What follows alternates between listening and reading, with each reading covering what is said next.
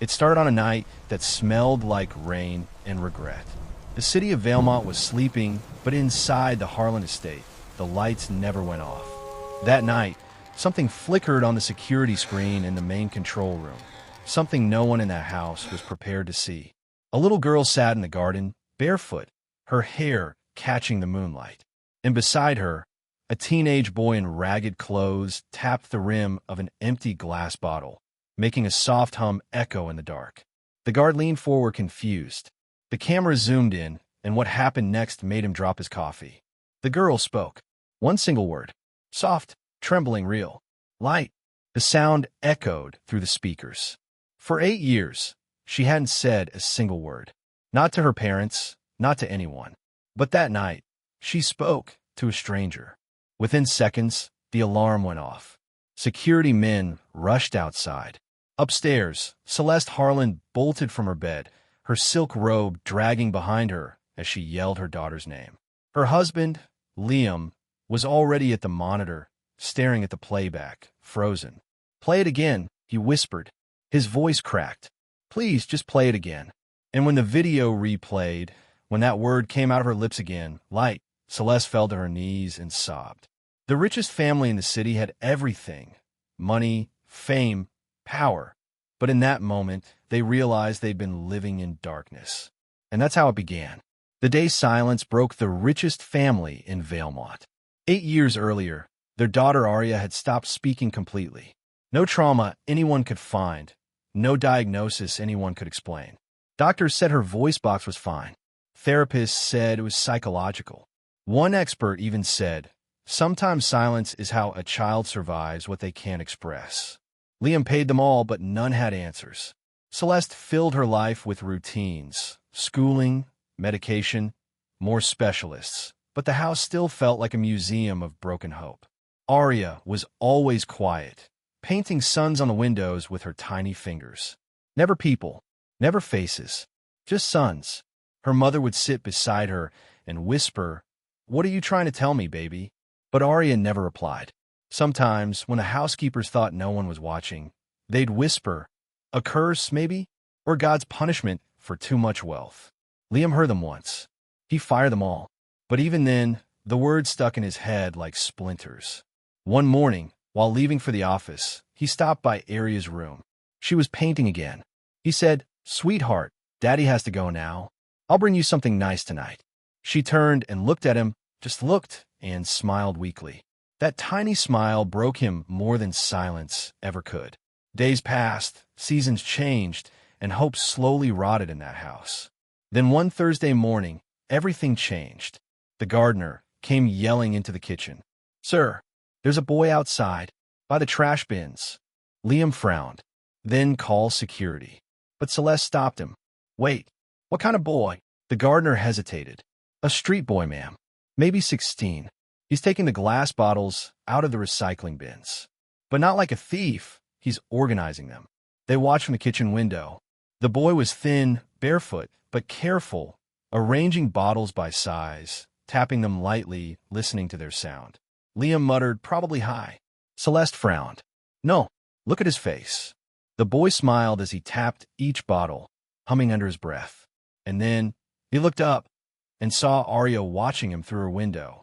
She pressed her palm to the glass. He grinned back and waved. Security came, dragging him away. "Sorry, sir, we'll take him out." But before they could shove him into the van, the boy turned toward Aria again and said, "Every bottle sings if you listen long enough." Then he was gone. That line stayed with her. That night, when the house was asleep, Aria sneaked into the backyard.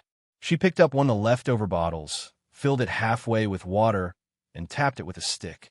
A soft hum. She tried again. The sound grew clearer. She smiled, really smiled for the first time in years. The next morning, the maid found something odd by the back gate. A jar, half buried in the dirt, with a small note inside. It said, "Come back. I have bottles." That Thursday he did. His name was Kai. He was nervous, holding 2 bottles like instruments. Aria was already waiting, standing quietly near the fountain. She didn't speak, but her eyes were full of light. "Hey there," Kai said. "You still got your bottles?" She nodded. They spent the morning experimenting with sounds, filling bottles with water, striking different notes, laughing silently. You don't need to talk, you know. Music talks enough for both of us. Aria tilted her head, then used her finger to draw on the dusty marble ledge. Teach me. And he did. For the first time in her life, she had a friend who didn't ask her to speak. Days turned into weeks. Every Thursday, Kai came. He'd sneak through the back gate, carrying broken glass and string, turning trash into music. Aria waited for him like clockwork, her drawings of suns now surrounded by clouds, stars, and faces that looked like his. Celeste started noticing the change. Aria laughed silently now, smiled more, painted brighter colors. So she decided to see for herself. One morning, she watched from behind the roses as her daughter played a little melody on the bottles. Kai clapped. That's it. You nailed the tune. Aria scribbled something on a notepad. It sounds like sunlight. Kai grinned. Then you're my favorite sunrise. Celeste gasped softly. Tears filled her eyes. She didn't want to interrupt. She just listened. That night, she told her husband everything. Liam, this boy, he's helping her. She's changing. But Liam wasn't impressed. He's a street kid, probably after something. I'll deal with it. Don't you dare, Celeste snapped. You spent millions on therapists. He's the only one who's made her laugh. Liam looked away, guilt flickering behind his frustration. He didn't deal with it, at least not yet. A few weeks later, their secret friendship deepened. Kai told Aria stories about his life, how he grew up by the train tracks, how his sister taught him that music could heal sadness. He once said, "People think broken things are useless, but I think broken things just make different sounds." Aria wrote, "So maybe I'm not broken either?" Kai smiled. You? Nah, you're just learning your melody. Celeste started leaving sandwiches for him by the gate. She never spoke to him directly, just a quiet thank you written on a napkin once. Liam, however, started getting phone calls from reporters. Rumors were spreading. Mr. Harland, people are talking about your daughter spending time with a street boy. It's bad optics.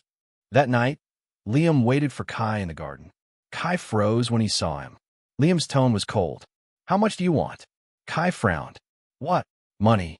You're here for money, right? Everyone always is. Kai shook his head. I'm here because she listens to the world. You don't. Liam clenched his jaw. Leave. Don't come back. Kai didn't argue. He just looked toward the window where Aria watched, her small hand pressed to the glass again. Then he whispered, "Goodbye, little son," and walked away. Aria banged her palm against the glass, tears streaming down her face. That night, a storm rolled over Valemont. Thunder cracked, rain poured, and for the first time Aria screamed, but not out loud. She ran to the garden, bottles shaking in the wind, and played their song alone. The bottles shattered one by one, water spilling over her feet. She felt her knees sobbing, and in that chaos, the word finally slipped out, quiet but real. Stay. Celeste found her moments later, drenched, trembling, clutching a broken bottle like a lifeline. Celeste dropped beside her, crying. Oh, my baby, you spoke. You finally spoke. But Aria just whispered again, stay. And Celeste understood. It wasn't her Aria wanted to stay. If you've ever believed that love can do what money can't, take a second to like this video. It tells the algorithm you want more stories like this. Now, back to the moment that changed everything. A week later, Celeste drove alone to the Valemont pier. She'd been searching for days. Then she heard it, the soft sound of glass bottles clinking. Kai was there playing their melody. Celeste stepped forward. You need to come back. He froze. Your husband doesn't want me near her. Celeste's voice broke. My daughter hasn't stopped saying one word since you left. Stay. Kai looked away, torn. She's better off without me. No, Celeste said firmly. She's better because of you. She brought him back. Liam didn't stop her this time. When Aria saw Kai step into the garden, she didn't hesitate. She ran straight into his arms and spoke, full voice. You came back. Everyone froze. Liam, Celeste, the staff, everyone heard it. Kai smiled, holding her close. Told you I'd listen. And for the first time, the house wasn't silent. It was alive. The days after Kai's return felt unreal. Aria spoke, carefully at first, like she was afraid the words might vanish if she used too many. But every morning, she said something new. "Good morning, Mom. Can I paint? Where's Kai?" Liam tried to hide his awe behind his coffee cup. He didn't know what to say, how to act. For years, silence had been the rhythm of their home. Now, every word she spoke felt like a miracle they didn't deserve. That evening, the three of them sat in the garden, Aria, Kai, and Celeste, arranging new bottles under the fading sun. Kai said, "You know, you don't need to fill them all with water. Each sound matters because it's different." Aria giggled. "Like people." He smiled. "Exactly." Celeste wiped her eyes quietly. For once, she didn't care about dirt on her hands or the headlines waiting for them tomorrow. She just watched her daughter laugh like she was born again. Liam stood at the balcony above, his expression unreadable. He wasn't angry anymore, just lost. He muttered under his breath, "What kind of father am I that it took a stranger to save her?" A week later, the Harlans hosted a private dinner with a few close partners, old money elites who believed in appearances more than people. Halfway through, Aria entered the dining room. The guests turned, startled. Celeste smiled. "Sweetheart, come say hello." Aria took a deep breath. "Good evening, everyone." The table fell silent. Liam froze, fork in hand. Celeste covered her mouth in disbelief. One of the guests whispered, "My God, she spoke?" Liam's chest tightened. For years, he had imagined that moment, the night his daughter would speak again. And now that it was real, it didn't feel like victory. It felt like grace. He stood, pulling her into a hug.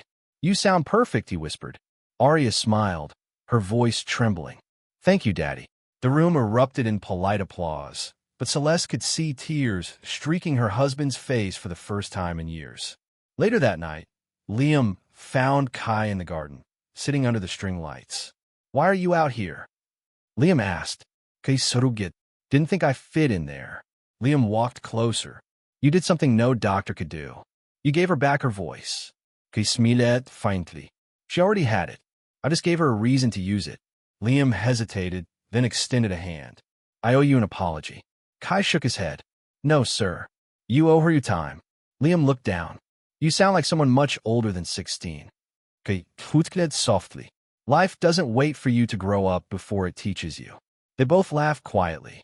For a brief moment, the walls of class and wealth didn't matter. Just two men, both broken in different ways, sharing silence that didn't hurt anymore. The next morning, Celeste announced an idea. "I want to start a foundation," she said, "for children like Aria, those who've lost their voices, whether through trauma or neglect. Music therapy, art, expression, something real." Liam frowned. "You think the board will go for it?" "I don't care what the board thinks," she said, steady and strong. "For once, I'm not building something to make money. I'm building something to make meaning." Kai looked up from his chair. "You could call it the Light Foundation."